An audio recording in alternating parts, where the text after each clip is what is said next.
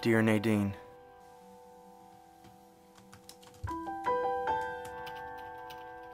I wish I could take your advice and just accept that something terrible has happened. And if every stone I turned over didn't reveal some weird, unbelievable thing, maybe I could believe that she's just been killed by a serial killer or something. Or whatever it is that you believe. But if there isn't something more going on, why do I keep uncovering all of this bizarre information about Althea? It's like she had this whole other life, which she never even mentioned.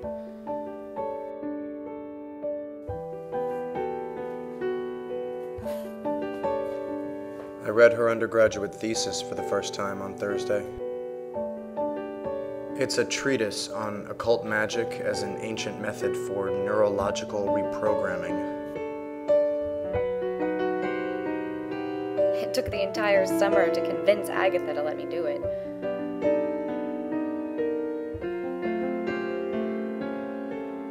It's unbelievable that these ideas went through her head at all. Much less that she ever wrote about them with such eloquence and discernment. She must have been some kind of literary genius.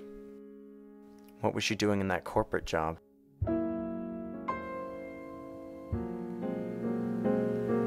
You mean the world to me, Bobby. Why did I keep this part of myself hidden from you? Why did she keep this part of herself hidden from me?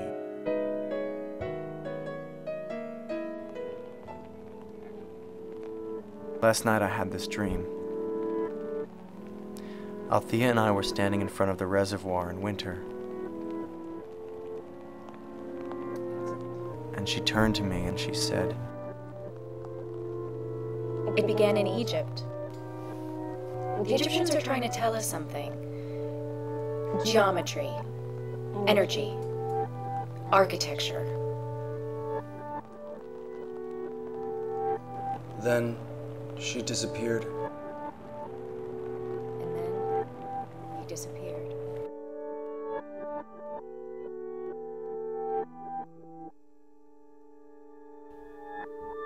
Suddenly I was standing in front of Cleopatra's Needle in Central Park. Althea's cell phone was broken on the ground. But when I looked at it, I realized I could will it back together, and it jumped into my hand.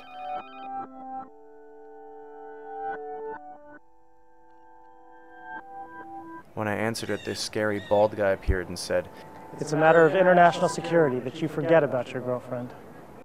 And then this English chick in a white Versace suit with dirt all over her face appeared and said, Things aren't always as they seem. Nadine knows more than she's letting on. This is a telepathic transmission. Cupcake.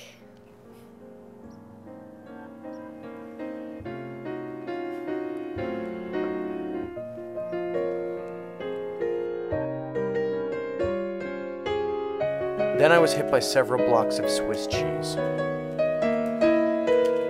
I don't know if Agatha mentioned her Swiss cheese theory as part of her lectures when you took her Introduction to Social Theory and Cultural Analysis class back in Berkeley. But I've talked to a number of people who say that you were every bit as involved in the Berkeley movement as Althea. I can only assume that there is something that you're not telling me. Cordially, Bobby.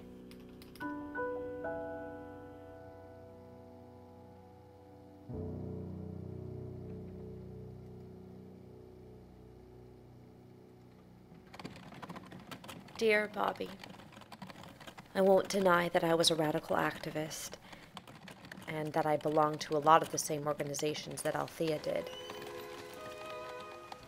That was 5 years ago, Bobby.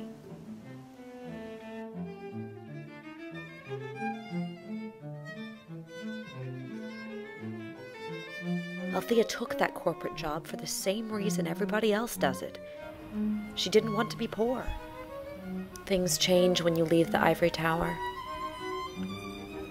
You learn that the world turns on money and power, not intelligence, compassion, and the smartest ideas. Maybe you're right. Maybe nothing terrible happened to Althea, and she's living a better life doing something important. The sad truth is, Bobby, whether Althea is dead or alive, you aren't a part of that story. What I'm telling you to accept is that she's gone.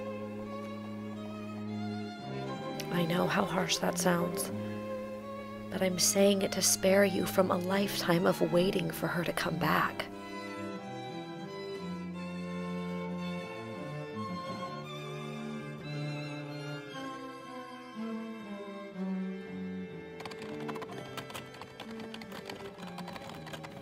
I know she loved you more than anything. Just because you lose someone doesn't mean you have to stop loving them.